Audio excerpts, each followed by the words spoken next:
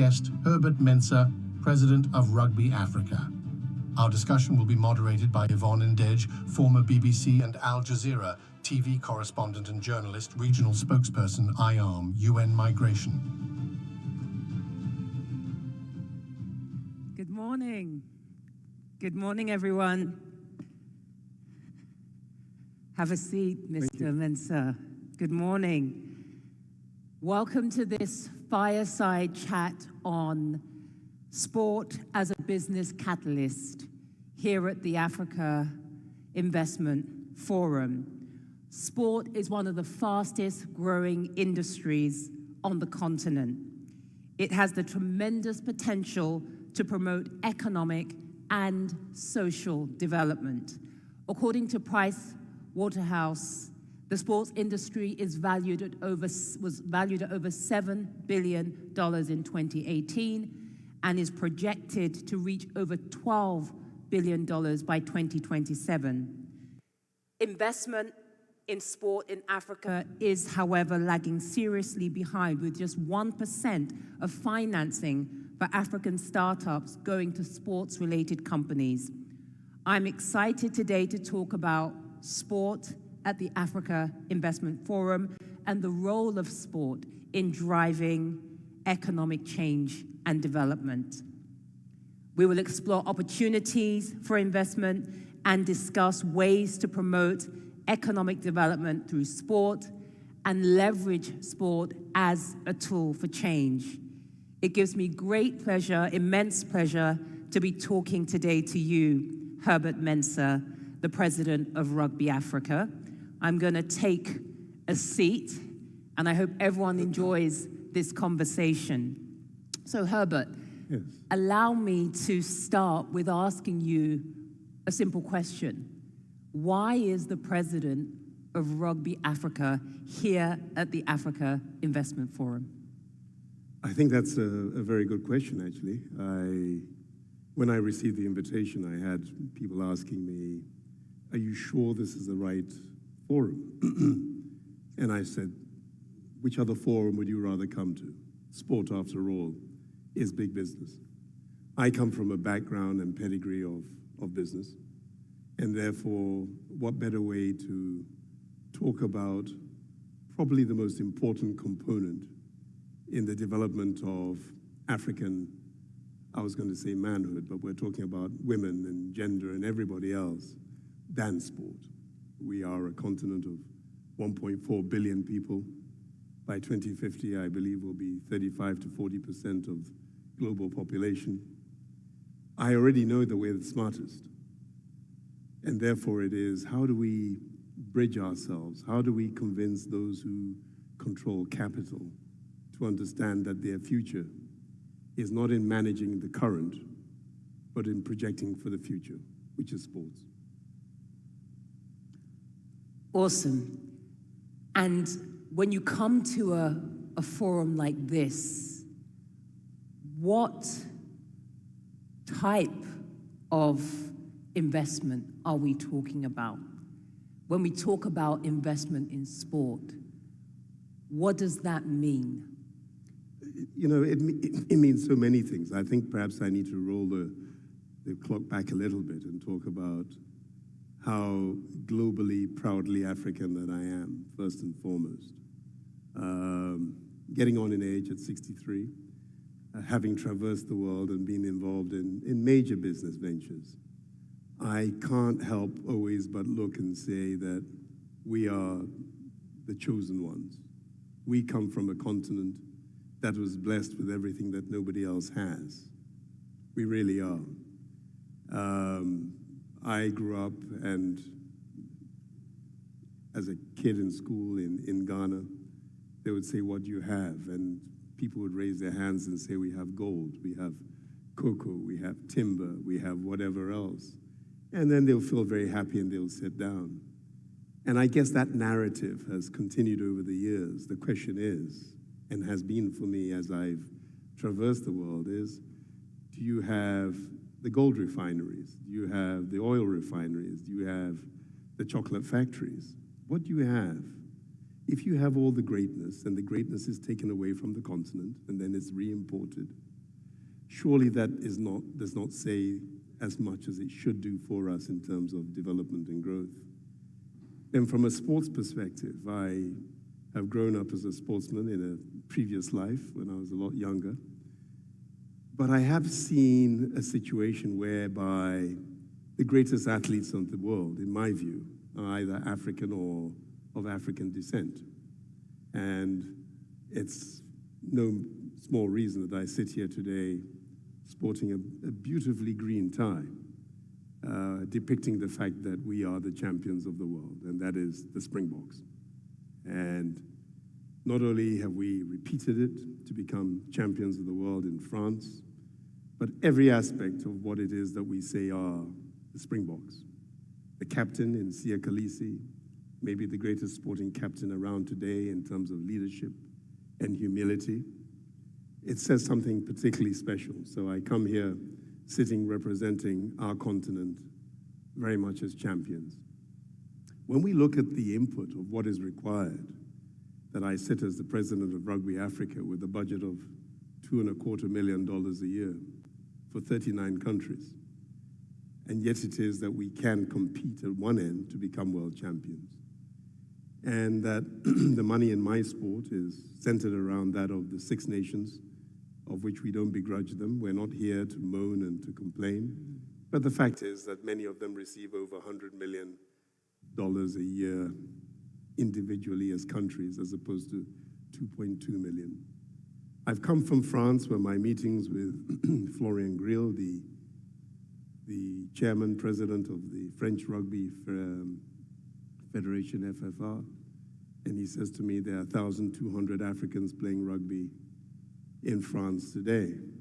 I met with the extraordinary Benazi, Moroccan, one of the great loose forwards of recent times, who is also Moroccan. Mario Itoji is English. Fikou is from La Côte d'Ivoire. The point I'm trying to make is that the greatest athletes for me, who give us the greatest enjoyment, happen to be of African descent. Even as I speak with the bright lights, I can see some smiles illuminated on people's faces as I go down this trajectory of greatness. And as I went into Paris, actually, I said to my good friend Nicholas, he said, what do you really want to see when you go into Paris? Because we've been there forever. And I said I wanted to meet one particular gentleman, and it was somebody who was a UFC fighter, Cyril Gane. And we went to his gym, and the humility of the man, the eloquence of the man, and the time he had spending with kids and women and the rest reinforced exactly the same. I'm proudly African, you know. And I look at this business and the business of sport, and I say sometimes we need to readdress ourselves. I had an extraordinary meeting with AFD, which is Agence France Development. You can tell I don't speak French. And we got them to invest some money into gender and to kids for the development of a period. So it struck me, if I'm coming to Morocco, surely this most auspicious of occasions with a pool of massively intelligent people who sit on the button of massive levels of capital and finance, surely this is the time to appeal and say, when you're looking at how to make money and you take a medium-term look at it, surely you need to invest in excellence. Do you have the product, the athletes? Yes. Are they the best? Yes. Is it what the global market is interested in? Yes. Surely this must be the way that we look at ourselves. Maybe it is, as I look at the brochures and I read the models that say, do you qualify for funding? Maybe they're not geared to us here in Africa. Maybe we need to start looking at ourselves and saying, what is it that we as Africans can do for Africa? Yeah. How can we look at our own models? When I go through all the wonderful people who have sponsored the event, the major development agencies, and I go and say, where within that, if AFD can do it from France for Africa, What is it that we can do ourselves? Maybe it is our models are not right. How can we cater for 1.4 billion people? Because I'm here as representing the champions of the world, but we're in this great country, Morocco. It's just a little while ago I saw them reach the semi-final of the World Cup. Absolutely. Who did not see the exploits of Hakimi and know that that is one of the greatest in the world? Yeah. Who did not understand that they had a local coach in Walid, forgive my familiarity in calling him by his first name. And I do that because he used to coach a team called Wydad. And when I was chairman, president of Kumasi Asante Kotoko, one of the greatest teams in Africa, we met them in the Africa Cup final, Wydad. So there is a history, and everybody understands football. But we come from this wonderful sport called rugby where you can be 2 meters 10, or you can be 1 meter 70. You can be slightly overweight like me at 122, 125 kilos, or you can be 70 kilos. Antonio played for France at 150, 160 kilos. It provides something that other sports do not. Then the principles upon which we operate of respect, solidarity, teamwork, etc. Surely they are components that we need to invest in the kids, in the young people. I was here a few months ago and I met the Minister of Sports here, an extraordinary gentleman. And his philosophy here in Morocco was to invest in the youth, grassroots programs, because the kids are our future.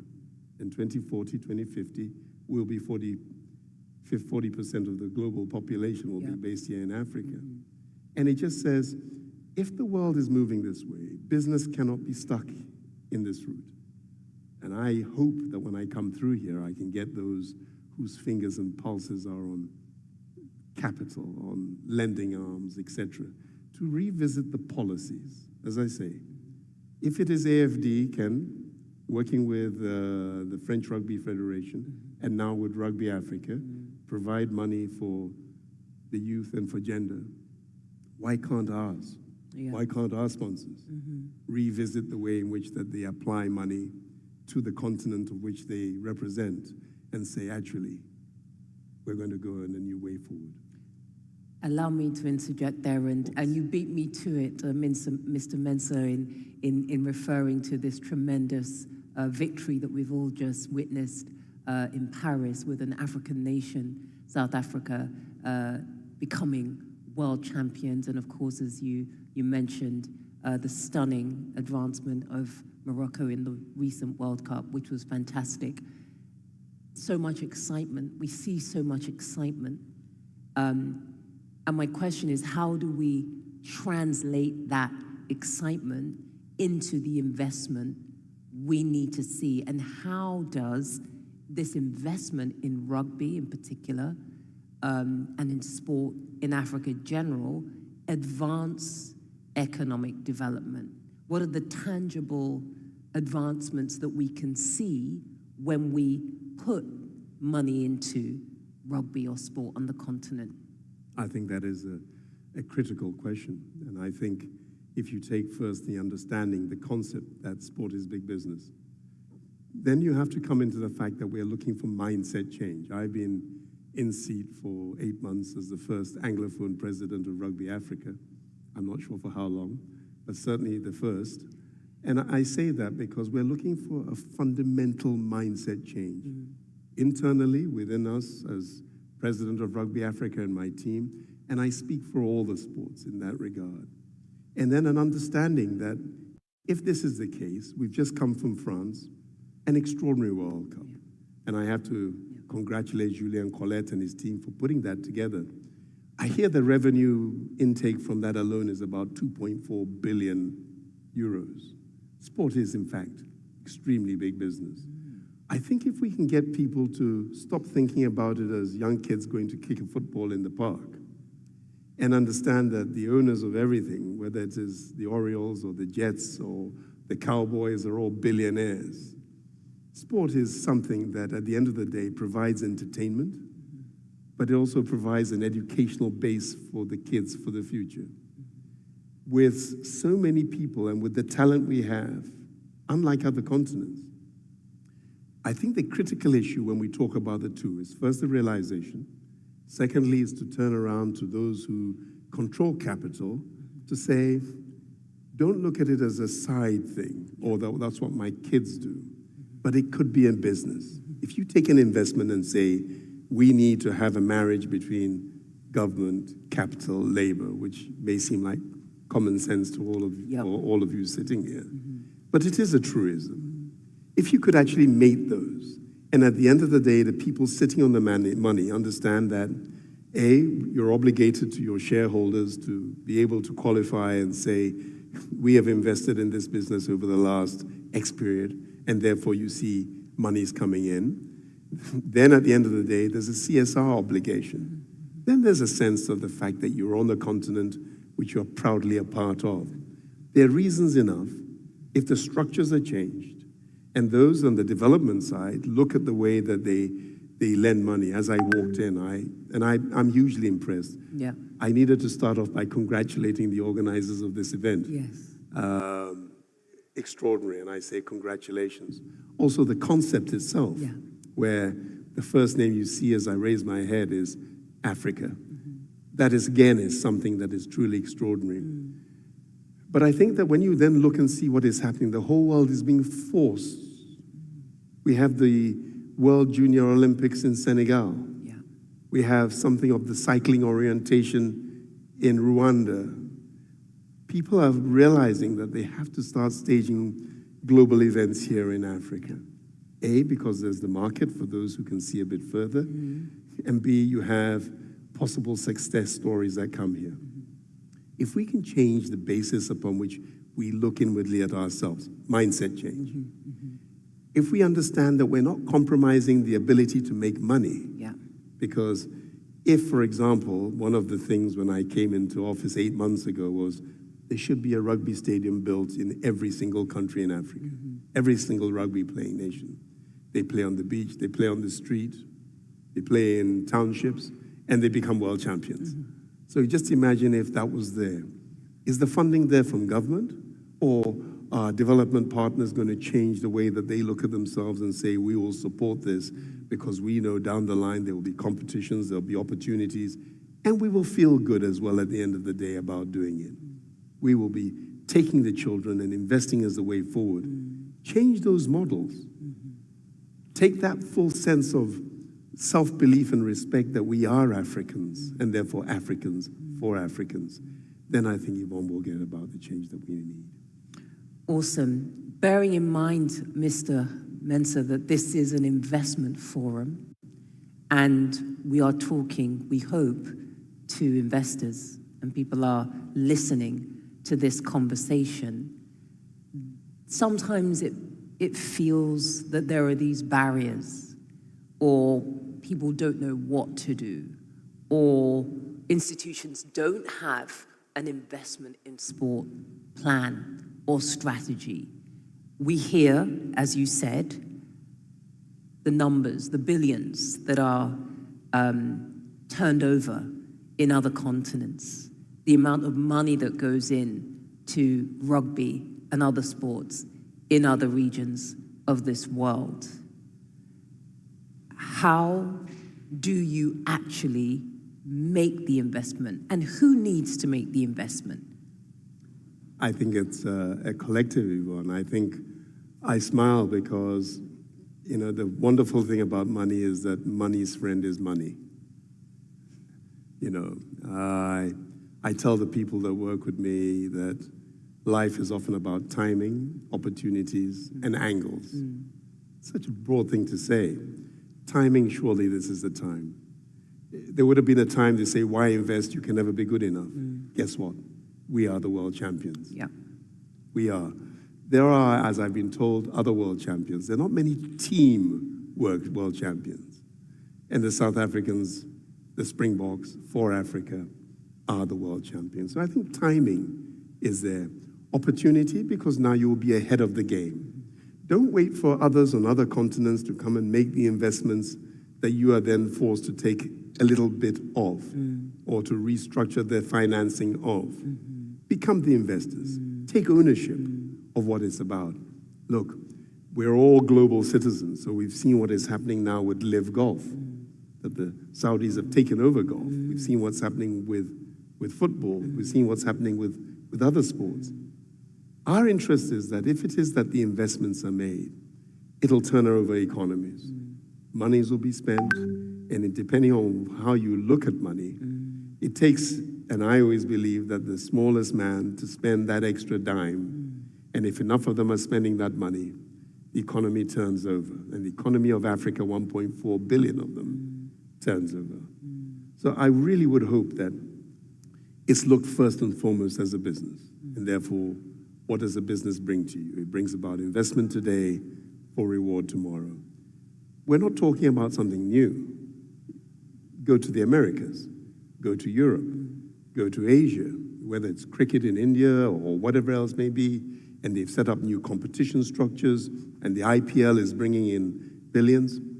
Africa has also got to do the same. And I can't think of a better sport than in terms of rugby. And then there are things that obviously cross all lines, because the training fields, the parks, the nutrition centers are something which, if invested in, will help not just one sport, but many other sports. If I may just say, because I thank you for the time you're giving me, Yvonne. My father, who's no longer around, is an old businessman. He was not lucky enough to have gone to school and been educated.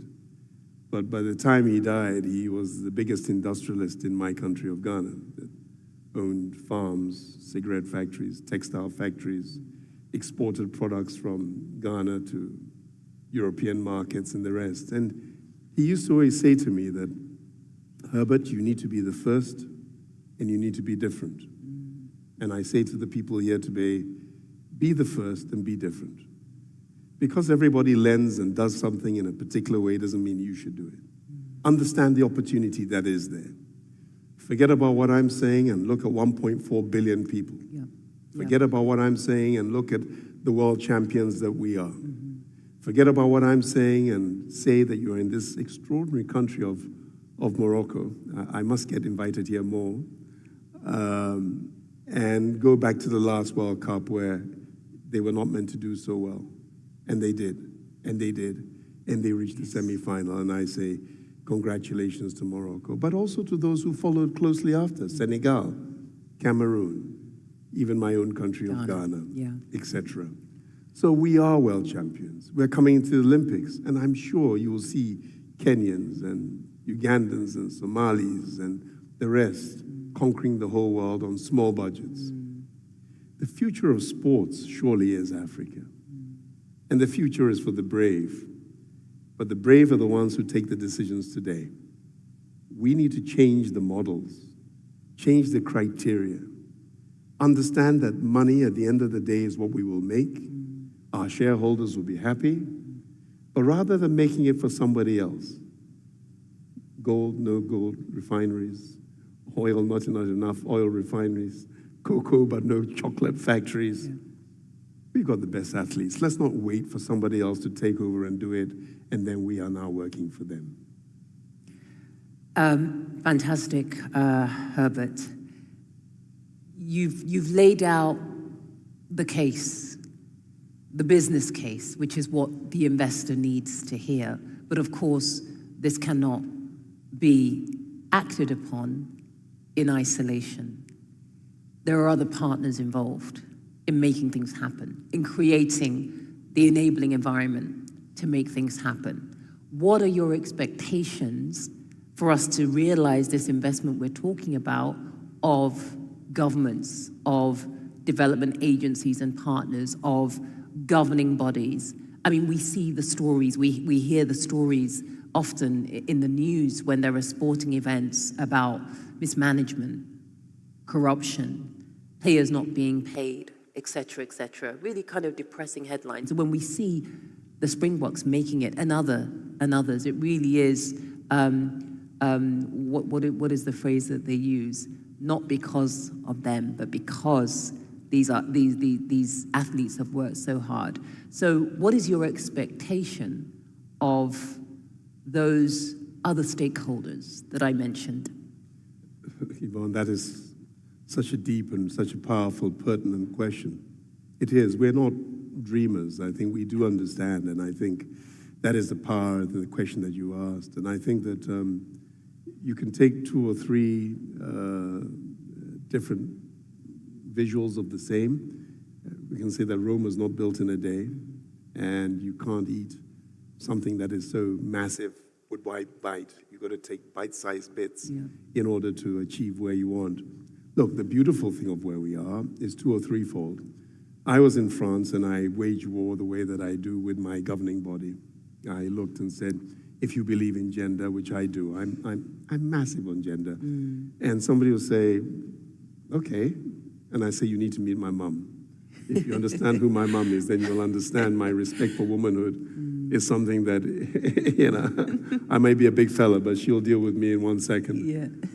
So you can't say that you're massive on gender and then you allocate me 150,000 pounds a year for 39 countries to buy air tickets, to run competitions, then there's something wrong there. Yeah. So those are wars that we take over.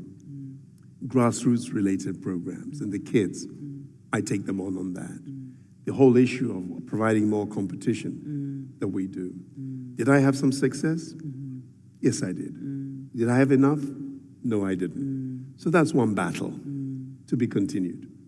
Then we come into governments, and I'm pleased to say that there have been 5, 6, 7 countries whose ministers of sport or office of the presidencies have responded directly to my clarion call of get involved, help your own, and help the sport.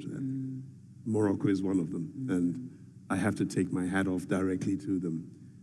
As I was coming in, I got a call from Uganda. That's another one who's prepared to co-host events and look to see how it is they can invest in their youth and where they're going. So we have a number of countries who have actually responded. Is it enough? No, it's not. But it's coming from 0 to where we are. And for 2024, I would love a situation where the development partners that we have here today have a look and then say, can we talk?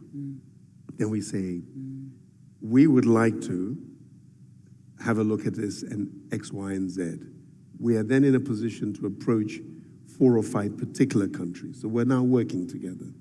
And the working together then says those governments who need to enable, who are the legislators and need to bring down some of the barriers to entry, are in a position to now work to bring about greater investment into where we're going. If there's a will, there's a way. And for me, from where I'm standing, open door policy. And I reach out and I say, not only to myself, but that I've got other equivalents in other sports, to also let's raise our head and be proudly African. Have that sense of internal belief and say, we need to now work with our governments because everybody's got some level of strength. We need to look and also point out what is happening globally, because I made the point about Agence Française Développement. If that's what they're doing, then we should be in a position within the development agencies who are here today to say, let's have a look internally at where we're going. Maybe we didn't have the confidence. Maybe we were not sure about the leadership within sports in Africa. Maybe we looked at governments themselves and we're not sure whether the timing was right. And I say, the timing is right. This could not be a better time. I think if we can bring those together in that capacity, then it is that this whole juggernaut will start moving. Africa will be the winner. The lenders will be the winners. Capital and business will be the winners. And our kids today and tomorrow will be the winners. I'm glad you mentioned kids because my next question and point was about the changing demographics of the world and of the African continent. And we read and we hear that at some point in the not too distant future, Africans will make up 1/3 of global population, or if not more. Why do investors need to tap into and be aware of this opportunity that is unfolding in front of us? And what is the connection to that investment in sport? what is the connection between the youth population growing and the need to capitalize on this youth population growing and bring in sport? I think that's it's critical, Yvonne, because even if I look at what is going on through sports, I arrived in this beautiful country late last night, and you turn on the news channels first to see if the world is still one or whether it's 3 or 4 or disintegrated. Then you take a deep breath and you say, oh, we're all still alive. Yeah. Then I love all sports, so I start flipping the channels. I wasn't too successful. I was looking to see if Manchester United won or lost, and I'm not a Manchester United fan, by the way. But the reason why I bring it up is that the person who scored the winning goal in the 94th or 96th minute for Copenhagen was 17 years old. Was 17 years old. If I look and see what has happened in the world of rugby in the last 3 cycles that France have won the world under 20 competitions, with young men who at 130 kilos cannot say they're under 20 years old, but they are giants in their time. The future, Yvonne, is the youth, are the young people. If we understand that in terms of the dynamics of the ability, and if you take it that sports is maybe the fastest growing business there is, sports, I haven't even touched on sports nutrition, because I'm very big on that sort of thing, that we have so much in terms of our natural products, which are far superior to what is now being produced in the West. And when I run sporting organizations in parts of Africa, I try to talk to them about the fact that you can get your simple carbs from here, your complex carbs from here. You don't need to eat pasta before you go and play a match. Our grandparents were eating heavy-duty starch before they went farming 5 kilometers in the bush to come back. The antioxidants from some of our products are much higher than you'll get from kale and broccoli. It's a whole industry. And the statistics that I looked at in terms of sports nutrition, in terms of tablets, in terms of whatever else, then you wonder, we have cola, ground cola with parts of cayenne and other forms provide an extraordinary stimulant, natural stimulant to help you in sports. People don't realize that you eat watermelon after a heavy meal. It helps as a natural diuretic in terms of modulating your body weight and the rest, that pawpaw is a natural healer and the leaves from this can do that. This is all sports linked. Just imagine if we're investing in that. Why does that market have to come from America when the products are here? So you start looking at what it is that Africa has got to offer. The athletes, the nutrition, the medicinal side, you name it. It becomes the future. And if you know that in the next 20 years, this is where you are, and you've invested today, you will control not only Africa's 1.4 billion, but you will now be taking markets in China and in America and the rest.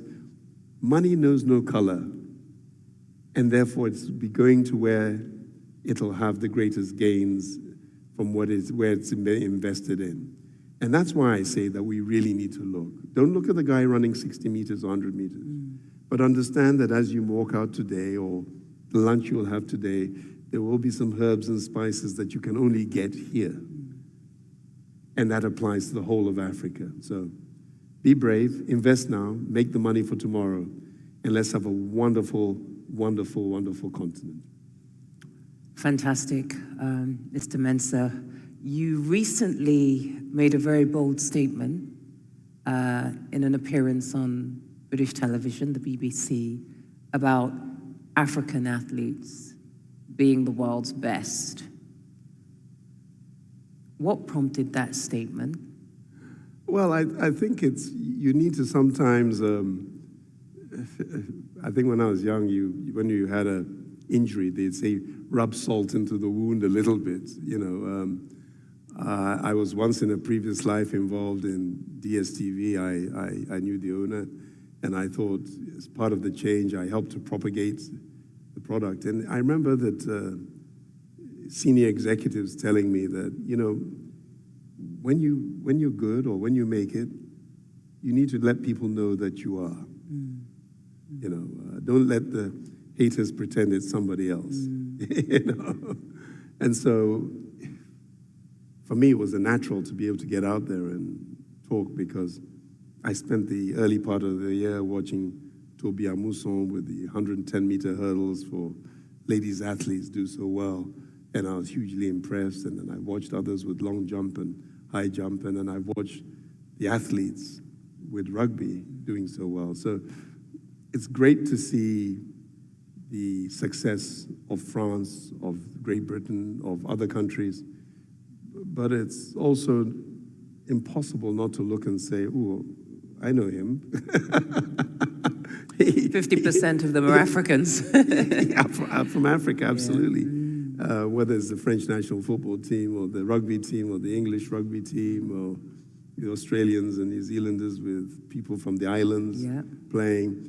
The world has become global, and it's not for me here to say whether it's right or wrong. That's not where I come from. You probably gather, I love all sports, so I do watch.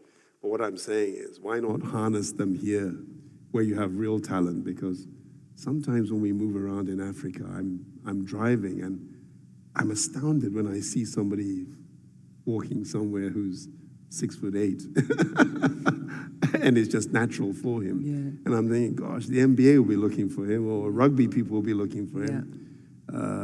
And then the tribe that I come from, people have rudely asked whether it is my father was my father, because we're kind of short, you know.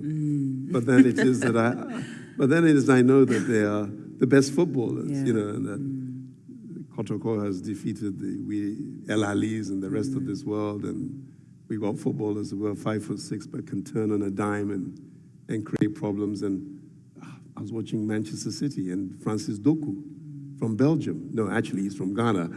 Okay, creating magic. Africa is full of magicians. You know, we talk about musicians, we talk about artists, we talk about people creating magic, entertainment, making happiness with nothing, absolutely nothing. So sometimes you need to point out to them, you love him, he's actually African. Yeah. I've got 1 million more, sorry, 1 billion more on the continent of Africa who can do even better. Yeah. Just give them a chance. Yeah, awesome. Oof, final question, because we are running out of time, unfortunately. As we discussed earlier, we are in the presence of, and the audience is about investment.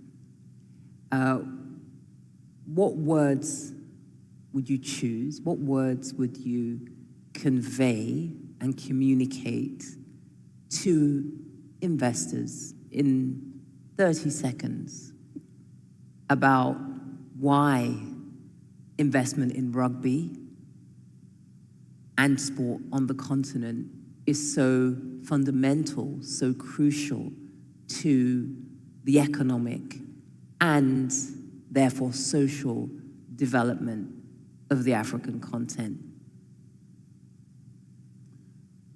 I think simply we're in an extraordinary environment of people who are determining the future of 1.4 billion people. And I recognize that it is your business to make money, to invest money and to make money for the development of our extraordinary continent. Sport is the way to go. It's not about giving money away. It's about investing in a new future, which has always been there, which at the end of the day will ensure that you make your returns. It'll create stability for us and for growth and ensure success for everybody. Africa surely is the greatest place on earth, Yvonne. And it's not because there's a Mauritius or a Seychelles. It's not because of the beauty of where we sit and stand right now. You can go from north to south to east to west and have that experience that you will not experience anywhere else. And at the end of the day, make money and do good. That's why they should invest in us. Herbert, thank you so much for this conversation. How can people reach you? How can people get involved? I will leave details with you, Yvonne, and I really hope that we can take up the discussion to another point. As you can probably hear, I'm a doer, not a talker. So I will leave the details, the contact details, that maybe we can take that discussion further. If you're from the development world, let's do better than AFD. If you really love Africa, put your money knowing where it is that you'll get it back out at the end of the day. What you haven't thought of, maybe we have. Come, let's work together and make this continent the greatest continent on earth. Thank you so much for those final inspiring words. I'm thrilled to let everybody in the audience know that Herbert Mensah is not rushing off for a flight today. He's around, and hopefully, if you're interested to know more, which I think everybody is, and how to actually do something, Mr. Mensah is still around. Please join me in giving him a round of applause for this discussion. And thank you so much for this very inspiring time and fireside chat. Absolutely. Enjoy the rest of the day, our audience. Thank you very much. Thank you.